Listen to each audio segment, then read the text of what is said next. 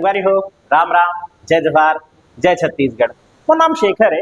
मैं knowledge hub संचालित करता हूँ रायगढ़ छत्तीसगढ़ में, आपके अपन प्रदेश छत्तीसगढ़ में।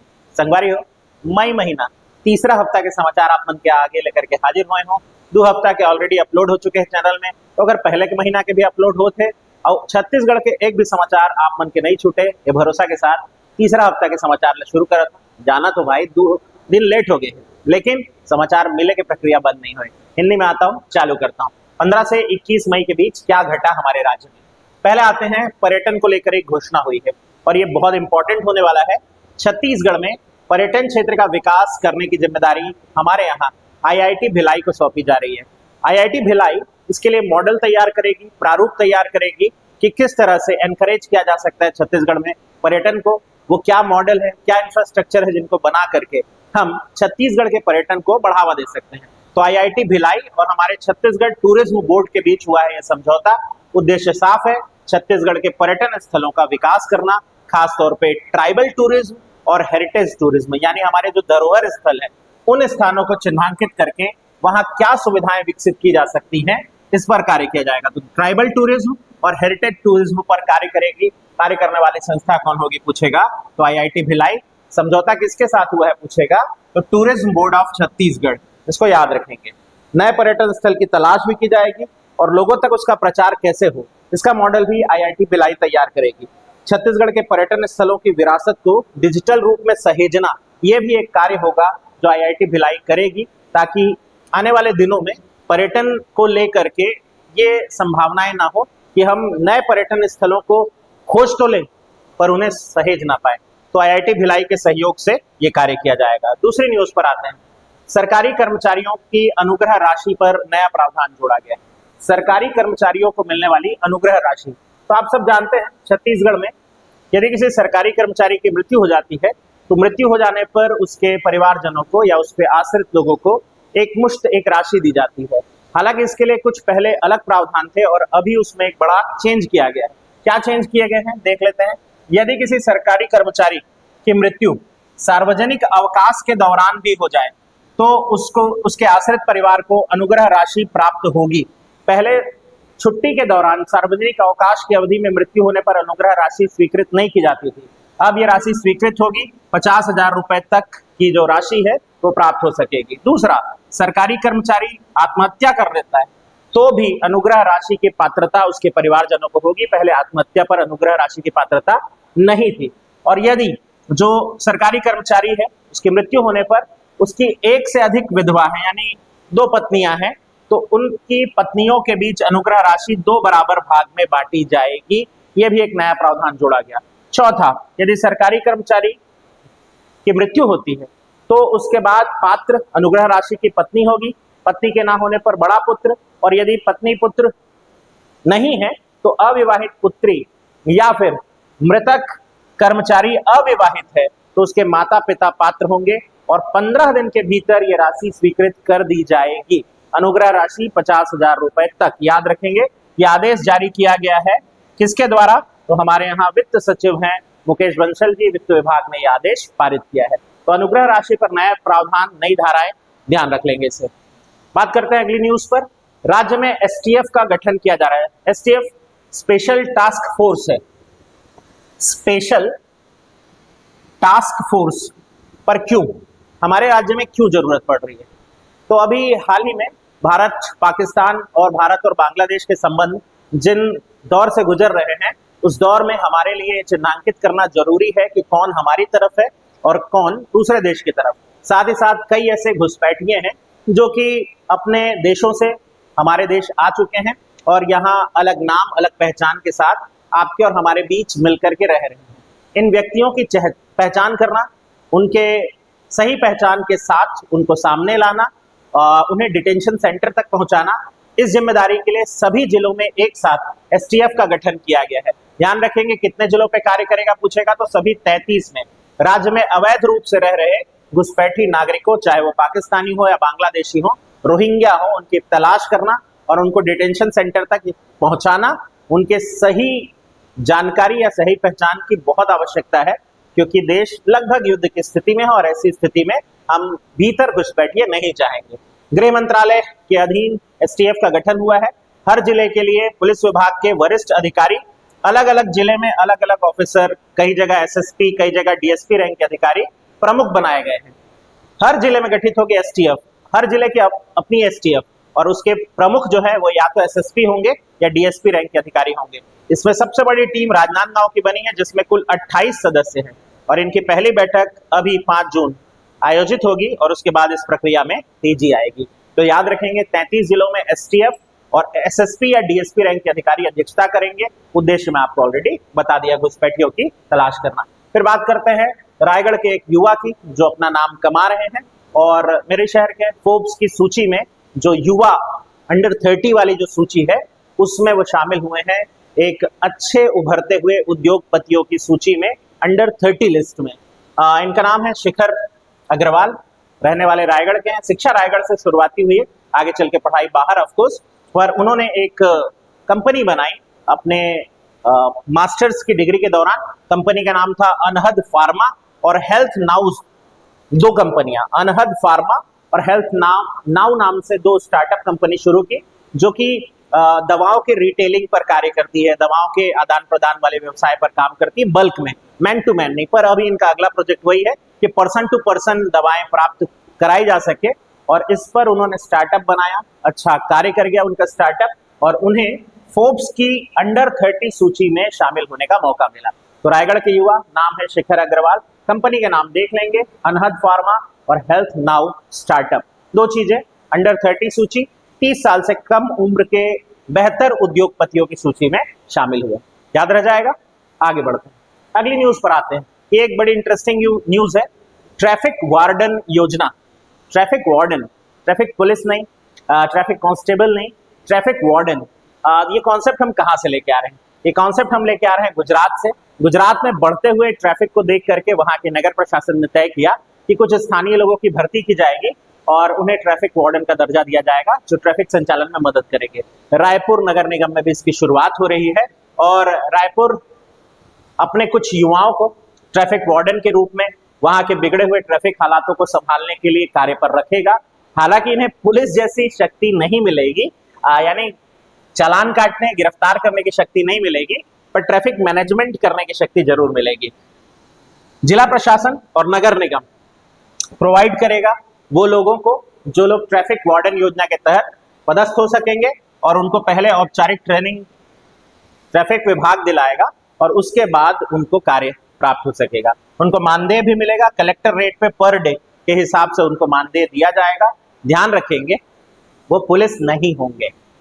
किसका मॉडल है? रायपुर के आईजी है अमरेश मिश्रा, उन्होंने इस मॉडल की घोषणा की है, और एक बार रायपुर में सफल हो जाने पर छत्तीसगढ़ के और जो बड़े शहरों हैं वहां भी इस मॉडल को लागू किया जाएगा। तो ट्रैफिक वार्डन याद रह जाएगा। चलिए, राष्ट्रीय स्तर बोर्ड में छत्तीसगढ़ से एक नियुक्ति हुई है।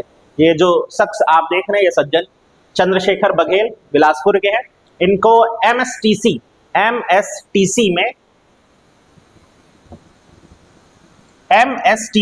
इसका फुल फॉर्म यदि देखें तो मेटल स्क्रैप ट्रेड कॉर्पोरेशन, जो राष्ट्रीय स्तर की एक कंपनी है, मिनी रत्न का दर्जा प्राप्त करती है, उसमें शामिल किया गया है। और ये संस्था 1964 में अध्यक्ष के रूप में शामिल हुए। 1964 में एक मिनी रत्न कंपनी के रूप में स्थापित हुई थी, और आयरन के जो स्क्रैप है यानी कबाड़ है उसे निर्यात करने का कार्य करती है, और उस वेस्टेज से भी आय प्राप्त हो सके इसका ध्यान रखती है। तो गैर आधिकारिक निदेशक यानी डायरेक्टर के रूप में इनको नियुक्त किया गया है। ये पहला मौका है कि इस बड़ी कंपनी में, राष्ट्रीय स्तर की कंपनी में हमारे यहाँ से पहुंचा है कोई, चंद्रशेखर बघेल।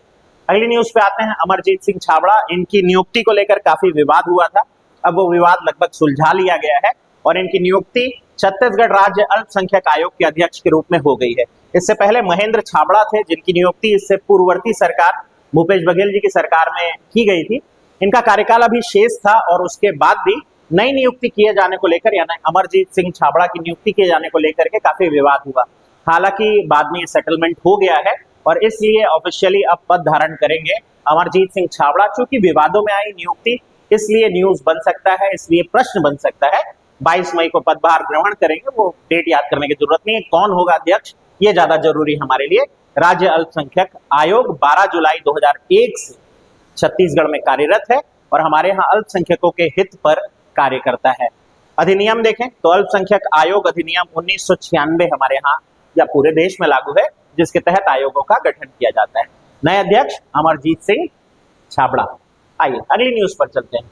भूजल संवर्धन मिशन, ध्यान देंगे नाम अपने आप में कहानी कह रहा है। भूजल संवर्धन यानी कि जो आपका अंडरग्राउंड वाटर है उसके संरक्षण और संवर्धन को लेकर के ये प्रयास किया जा रहा है। 20 मई को हमारे मुख्यमंत्री महोदय इसे लॉन्च किए। नाम दिया गया है दीनदयाल उपाध्याय के नाम पर, दीनदयाल उपाध्याय भूजल संवर्धन मिशन, और उद्घाटन भी हुआ दीनदयाल उपाध्याय ऑडिटोरियम में। तो दोनों चीजें, दीनदयाल उपाध्याय ऑडिटोरियम में इस योजना को लॉन्च किया गया और उन्हीं के नाम पर यानी दीनदयाल उपाध्याय जी के नाम पर ही भूजल संवर्धन मिशन नाम रहेगा इनका, दीनदयाल उपाध्याय भूजल संवर्धन मिशन। मुख्यमंत्री विष्णुदेव साय जी उद्घाटन किए। भूजल और वर्षा जल का संरक्षण और संवर्धन इसका लक्ष्य है, दीनदयाल उपाध्याय जी के नाम पे है। कौन मदद कर रहा है इसमें? तो गुजरात का सूरत म्युनिसिपल कॉर्पोरेशन जो मॉडल अपनाता है उसी तरह का मॉडल हम अपनाएंगे। गुजरात का सूरत म्युनिसिपल कॉर्पोरेशन जो मॉडल अपना रहा है वो अपनाएंगे।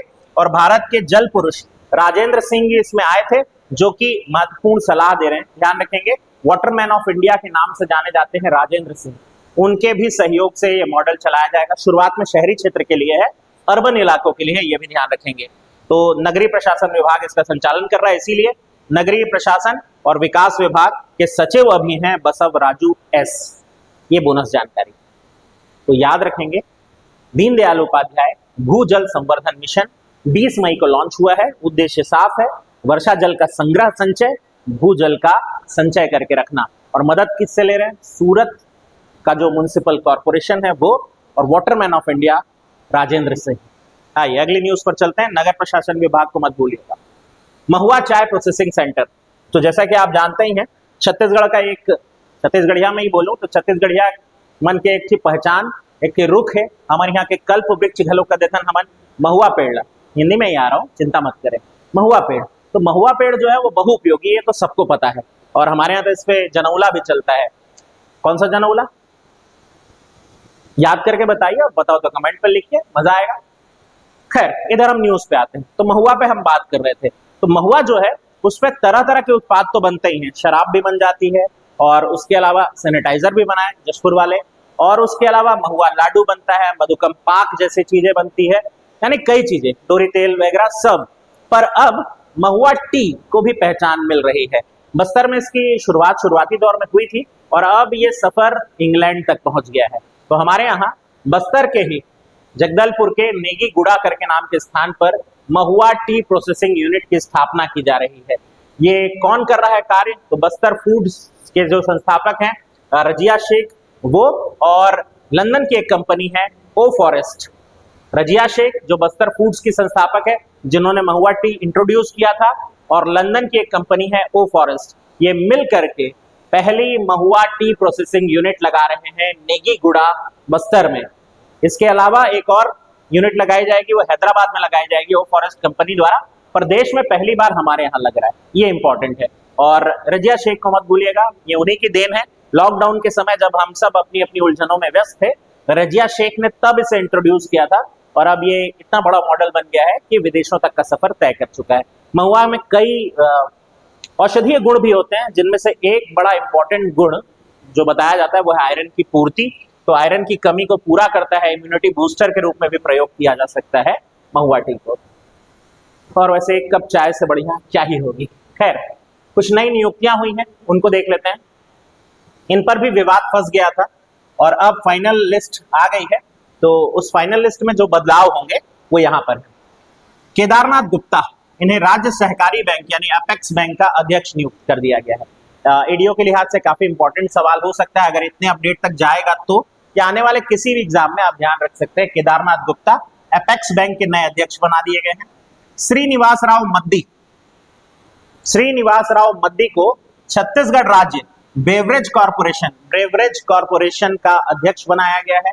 शालिनी राजपूत को छत्तीसगढ़ हस्तशिल्प विकास बोर्ड की अध्यक्षा के रूप में चुना गया है। चंद्रकांति वर्मा छत्तीसगढ़ राज्य पिछड़ा वर्ग आयोग की उपाध्यक्षा बनाई गई है। उपाध्यक्षा और अमरजीत सिंह छाबड़ा, इनके बारे में तो बताया ही, अल्पसंख्यक आयोग के अध्यक्ष के नाम के रूप में मुहर। तो ये वो नियुक्तियां हैं जो विवाद में फंस गई थी, कंट्रोवर्सी हो रही थी, पता नहीं था कि यही लोग संभाल पाएंगे या नहीं, पर ऑफिशियली अब मुख्यमंत्री अपने ट्विटर हैंडल से ये पूरी जानकारी दे दी है कि हम इनकी नियुक्ति पर फाइनल मुहर लगा रहे हैं। तो ये नाम ऐड करेंगे अपनी पुरानी वाली लिस्ट में। आगे बढ़ते हैं, और जगदलपुर में एक प्रोजेक्ट है जो भारत सरकार का बड़ा एक महत्वपूर्ण प्रोजेक्ट है, शहरों की मैपिंग, ड्रोन मैपिंग करा करके पूरे जमीन की सारे रजिस्ट्री डाटा को अपने पास रखने का। ये जगदलपुर में भी ड्रोन नक्शा प्रोजेक्ट ही नाम दिया गया है, वो प्रारंभ किया जा रहा है। भारत सरकार इसको शुरू की थी शहरी भूमि का रिकॉर्ड डिजिटल रूप में रखने के लिए। 18 फरवरी 2025 को योजना लॉन्च हुई थी। हमारे यहाँ भी इस योजना को लाया गया था। देश के 25 राज्य और तीन केंद्र शासित प्रदेश जो है, या यूटी जिसको कहते हैं, वहां प्रारंभ हुई थी। 141 जिलों के साथ 152 शहर चुने गए थे। हमारे यहाँ से धमतरी, अंबिकापुर और जगदलपुर, तो धमतरी का काम हो चुका है, अंबिकापुर का हो चुका है, और अब बारी है तीसरे शहर जगदलपुर की। सबसे पहले धमतरी का हुआ था, ये याद रखेंगे। इस योजना का क्रियान्वयन यानी ड्रोन नक्शा प्रोजेक्ट सबसे पहले धमतरी में पूरा हुआ, फिर अंबिकापुर में, और अब हो रहा है जगदलपुर में। प्रोजेक्ट का नाम क्या है? ड्रोन नक्शा प्रोजेक्ट। नया प्रोजेक्ट है 18 फरवरी 2025। शहरी क्षेत्र का भू अभिलेख डिजिटलाइज करने के लिए 25 राज्य, 3 केंद्र शासित प्रदेश और 141 जिले के कितने शहर? तो 152 शहर। ये पूरा डिटेल आपको पता होना चाहिए। क्लियर है? चलिए, छत्तीसगढ़ में 5 अमृत भारत स्टेशन, वैसे तो कुल 32 चुने जाए, पर 5 का एक साथ उद्घाटन किया गया, तो उसे ध्यान रखेंगे। इसका लोकार्पण 22 मई, हमारे प्रधानमंत्री महोदय इसका लोकार्पण किए। कब किए पूछेगा, तो याद रखेंगे 22 मई को हुआ ये लोकार्पण। योजना का नाम क्या है? योजना का नाम है अमृत भारत स्टेशन योजना। 5 एक साथ उद्घाटन किए। कौन किए? तो प्रधानमंत्री महोदय किए। भारत में 103 ऐसे स्टेशन उद्घाटन एक साथ किया गया। ऑफ कोर्स सारी जगह एक साथ नहीं आ सकते, तो ऑनलाइन या वर्चुअल तरीके से। और हमारे यहाँ के कौन से स्टेशन शामिल है पहले चरण में जिसकी शुरुआत हुई? तो 5 है, ध्यान देंगे कौन कौन से। अंबिकापुर, भिलाई, डोंगरगढ़, भानुप्रतापपुर और उरकुरा। याद हो जाएगा, अंबिकापुर, भिलाई, डोंगरगढ़, भानुप्रतापपुर और उरकुरा। आप चाहें तो बदबू करके एक कोड बना सकते हैं, वैसे बन जाएगा, बनाओगे तो, पर अच्छा नहीं लगता है ना। हाँ, इसे बनाएंगे तो बन जाएगा। कैसे बनेगा? भिलाई या भानुप्रतापपुर जो भी मान सकते हैं। अंबिकापुर, भिलाई, अंबिकापुर, फिर आपके लिए डोंगरगढ़, फिर आपके लिए भानुप्रतापपुर और फिर उरकुरा। बदबू एक कोड बना करके याद कर सकते हैं, जैसे याद करना है करिए, पर करिए। भारतीय रेलवे स्टेशन कायाकल्प की योजना है, जहां पुराने स्टेशन से उनका कायाकल्प करके एक बढ़िया आधुनिक हाईटेक टाइप का स्टेशन बनाना, जहां हर वर्ग को ध्यान रखते हुए सुविधाएं दी जाएंगी, उसका ख्याल रखा गया है। चलिए आगे बढ़ते हैं और जान लेते हैं ये लिस्ट। हालांकि मैं चाहूंगा कि आप स्क्रीनशॉट में ले, 32 नाम क्या ही लिखवाता रहूंगा। हमारे यहाँ से 32 रेलवे स्टेशन इस योजना में चयनित हुए हैं। मैं अलग हट जाता हूँ, आपके स्क्रीनशॉट लेने के लिए जगह छोड़ देते हैं और आप आराम से ये नोट करेंगे 32 कौन से स्टेशन हैं जिनका नवोन्मय होना है, नए सिरे से बनाया जाना है, वो ये है सभी। आइए आगे बढ़ते हैं। कोडार सिकासार लिंक परियोजना, मैं इस पे पहले भी बात किया था, अब थोड़ी अपडेट और आई है तो और बात कर लेते हैं। ये राज्य की पहली बांध जोड़ो परियोजना होने वाली है। बांध जोड़ो, नदी जोड़ो भी नहीं, बांध जोड़ो परियोजना होने वाली है, जहां 2 बांध जोड़े जा रहे हैं। कौन कौन से? गरियाबंद स्थित सिकासार बांध को जोड़ा जा रहा है, महासमुंद स्थित केशवा बांध या फिर वीर नारायण सिंह परियोजना से जोड़ा जा रहा है। और इस योजना पे क्या अपडेट आई है? इस योजना पे अपडेट ये आई है कि 112 किलोमीटर लंबे और 4 मीटर व्यास वाले भूमिगत पाइपलाइन के माध्यम से इसे जोड़ा जाएगा। 112 किलोमीटर लंबा पाइपलाइन प्रोजेक्ट होगा, जिसमें बड़ा 4 मीटर व्यास वाला एक पाइपलाइन बिछाया जाएगा और उस पाइपलाइन के जरिए सिकासार का पानी पहुंचाया जाएगा केशवा तक। सिकासार परियोजना में कैचमेंट इलाका काफी फैला हुआ है और वहां पानी काफी वेस्ट हो जाता है। उस वेस्टेज वाटर को जिस जगह पर पानी की आवश्यकता है वहां पहुंचाने की योजना है। छत्तीसगढ़ इसको बहुत प्राथमिकता के साथ कार्य कर रहा है। इस पे सिकासार की क्षमता 198.92 मिलियन क्यूबिक मीटर है, जिसमें से 75 मिलियन क्यूबिक मीटर पानी को डाइवर्ट करके पहुंचाया जाएगा केशवा परियोजना तक। कितना पहुंचेगा? 75 MCM यानी मिलियन क्यूबिक मीटर पानी पहुंचाया जाएगा कहां तक? तो केशवा परियोजना तक। ये परियोजना बहुत हाइप क्रिएट कर रही है, ध्यान रखेंगे, हर दूसरे दिन न्यूज बन रही है इस पर। आइए अगली न्यूज पर बात करते हैं। CCPL Chhattisgarh cricket premier league, जैसे IPL होता है ना, वैसे ही छत्तीसगढ़ का क्रिकेट प्रीमियर लीग। देखिए हर राज्य अब IPL की तर्ज पे मॉडल शुरू कर दिए हैं ताकि उनके यहाँ के युवाओं को एक मंच मिले, और बड़ा मंच जब मिले IPL का तो वहां खेलने के लिए वो तैयार रहे। हर राज्य कर रहा है, तमिलनाडु प्रीमियर लीग हो रहा है, कर्नाटक प्रीमियर लीग हो रहा है, हमारे यहाँ भी ये दूसरी बार है जब आयोजित हो रहा है, और एक से एक खिलाड़ी भी है हमारे यहाँ भी, ऐसा नहीं है। अभी आप शशांक सिंह को तो देख ही रहे होंगे, पंजाब किंग्स 11 में क्या ही बेहतर प्रदर्शन कर रहे हैं। तो इस तरह के टैलेंट्स, बिलासपुर के कप्तान भी है वो, बिलासपुर टीम के शशांक सिंह, इस तरह के टैलेंट्स और निखर करके आए। इसके लिए CCPL का आयोजन दूसरा संस्करण है। 6 से 15 जून ये आयोजन होगा। शहीद वीर नारायण सिंह स्टेडियम में सारे मैच खेले जाएंगे। सोनी स्पोर्ट इसका प्रसारण भी करेगा। तो जो उभरते हुए खेल प्रतिभा है, आपके घर में भी कोई होंगे तो बताएं, देखें, और अगर वो भी खेल की दुनिया में थोड़ा आगे जाना चाहते हैं तो एक मंच यहाँ और तैयार हो रहा है। कुल 6 टीमें भाग ले रही हैं। रायपुर राइनोज, बस्तर के बाइसंस, बिलासपुर के बुल्स, रायगढ़ के लॉयंस, हमारे यहाँ भी है भाई, सरगुजा के टाइगर्स और राजनांदगांव के पैंथर्स। तो 6 टीमें हैं, जिसमें अलग अलग टीमों में ख्याति प्राप्त नाम भी हैं, बढ़िया कप्तान एक से एक। हमारे यहाँ से भी रायगढ़ की टीम भी भाग ले रही है, और आई गेस शुभम अग्रवाल कप्तानी करने वाले हैं। और बाकी बिलासपुर में शशांक सिंह काफी नामचीन खिलाड़ी हो रखे हैं वो, और अजय मंडल बड़ा नाम एक, वो अमनदीप खरे, हमारे यहाँ के काफी बड़े क्रिकेटर हैं ये सब, तो वो सब आपको दिखाई देंगे। अगली न्यूज पर आते हैं। IIT भिलाई स्टेज 2, जैसा कि आपको पता ही है कि नए बने हुए IITs के कायाकल्प या और विस्तार की योजना बनाई जा रही है, और उस योजना में हमारे यहाँ IIT भिलाई का स्टेज 2 का निर्माण प्रारंभ होगा। 3 स्टेज में टोटल निर्माण होना था। पहला स्टेज का निर्माण ऑलमोस्ट कंप्लीट हो गया है, तो अब हम निर्माण के दूसरे चरण की तरफ बढ़ रहे हैं। भारत सरकार इसकी घोषणा की है। 1400 करोड़ रुपए की राशि हमें प्रदान की गई है, और इसमें क्या बनेगा? रिसर्च पार्क बनाया जाएगा, वैसा ही जैसा IIT बॉम्बे में है या IIT मद्रास में है, उसी कैटेगरी का रिसर्च पार्क हमारे यहाँ भी तैयार होगा, और 1500 सीट की वृद्धि होगी छात्रों की। अभी 1250 वर्तमान संख्या है जितने छात्र पढ़ते हैं, 1500 सीट और बढ़ जाएंगी। इस तरह कुल 2750 सीटों पर विद्यार्थी IIT भिलाई में पढ़ेंगे। राज्य से बाहर जाने वाले युवाओं का थोड़ा सा पलायन रुकेगा। और कहाँ है ये तो आपको पता ही है, कुठेला भाटा में पड़ता है, 350 एकड़ में बना हुआ है हमारा IIT भिलाई। फिर स्काई वॉक, भाई साहब ये वो परियोजना है जो बीरबल की खिचड़ी है। बीरबल की खिचड़ी की कहानी पता है ना, जो पक ही रही है, पक ही रही है, पक ही रही है, और पता नहीं कब पकेगी। तो ये वो बीरबल की खिचड़ी है जो बन रही है, बन रही है, बन रही है, और पता नहीं कब बनेगी। तो इसको अभी वापस से बोला गया है कि फिर बनाया जाएगा। रायपुर G रोड में स्थित है। 8 वर्ष से अधूरा जो स्काई वॉक प्रोजेक्ट है उसे फिर से बनाने की घोषणा की गई है। 37.75 करोड़ की राशि से 12 अलग अलग जगहों पर एस्केलेटर्स लगेंगे, जिससे आप चढ़ सके सड़क के किसी कोने से वहां ऊपर तक। और इसको बनाने की जिम्मेदारी इस बार सौंपी गई है PSS कंस्ट्रक्शन प्राइवेट लिमिटेड को।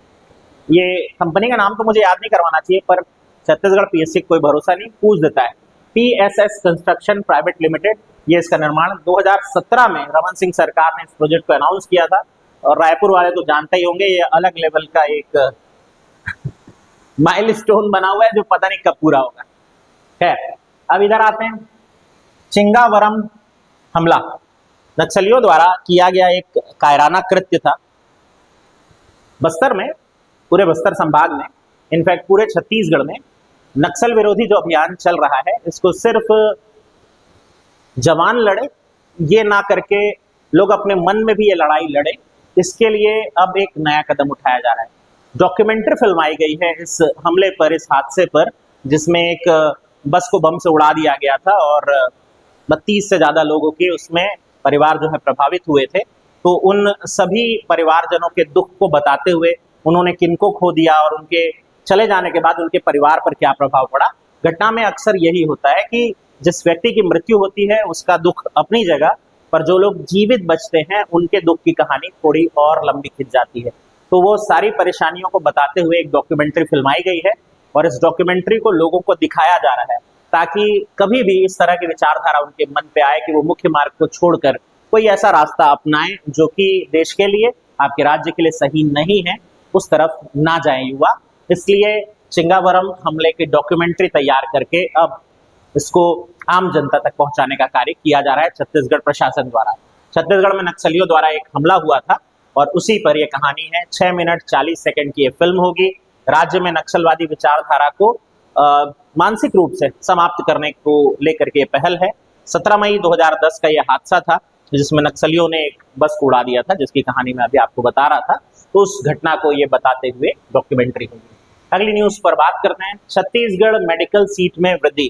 छत्तीसगढ़ में आप सबको पता ही है मेडिकल का इंफ्रास्ट्रक्चर धीरे धीरे बढ़ रहा है और उस बढ़ते हुए इंफ्रास्ट्रक्चर में ऐसे छात्र जिनको मेडिकल की पढ़ाई के लिए बाहर जाना पड़ जाता था, यहाँ अब सीट थोड़ी पर्याप्त मात्रा में बढ़ने वाली है।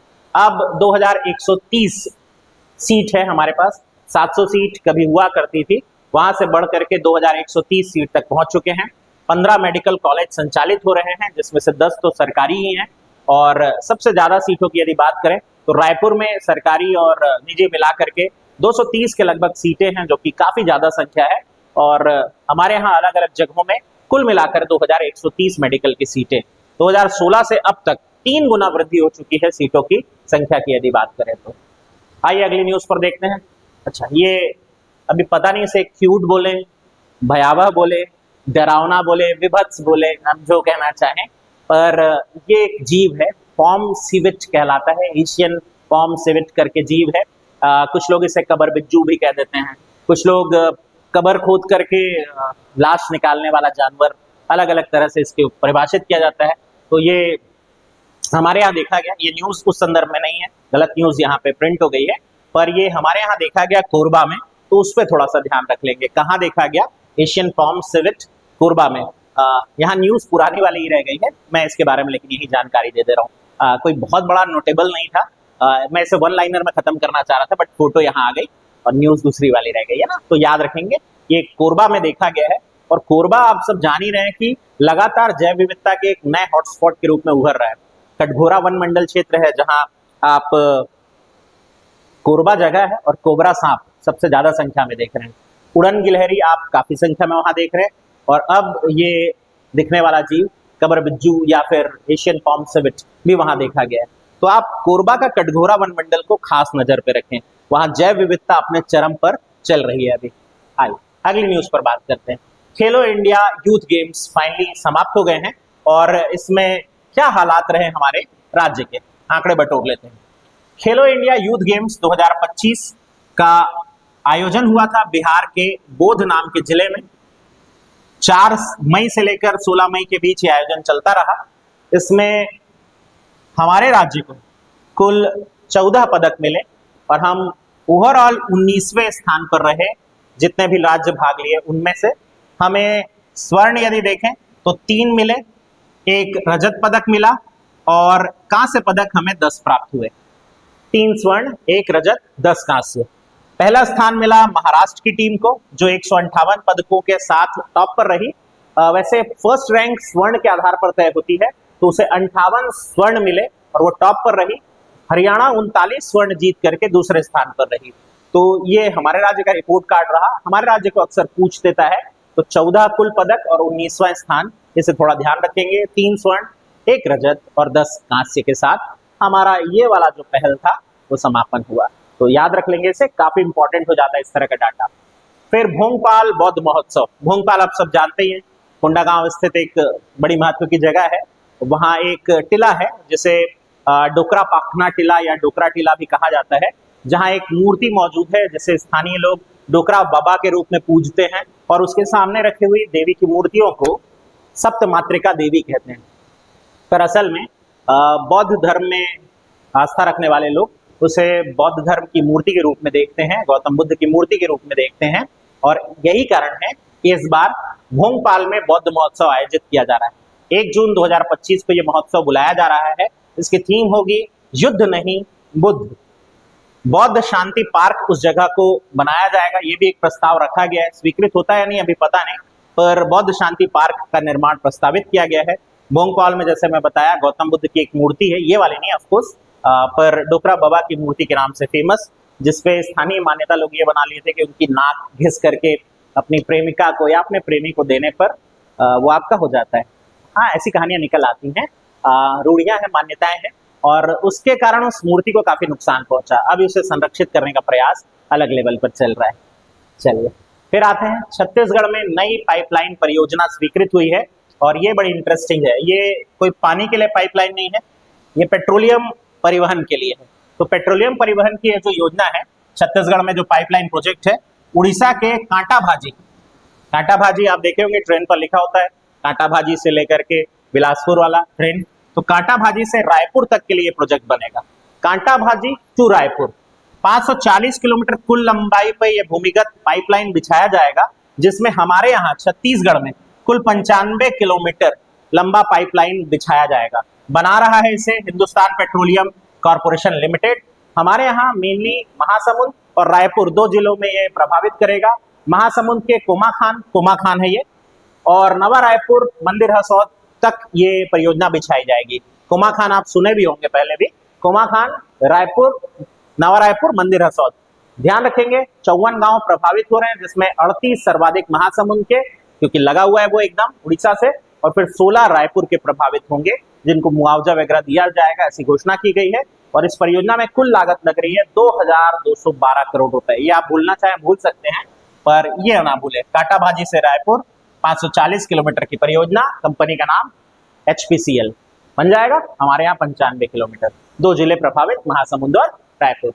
एक और बड़ी इंटरेस्टिंग अनाउंसमेंट जो कि बहुत इंपॉर्टेंट है, महानदी उद्गम स्थल का उद्धार करने की योजना।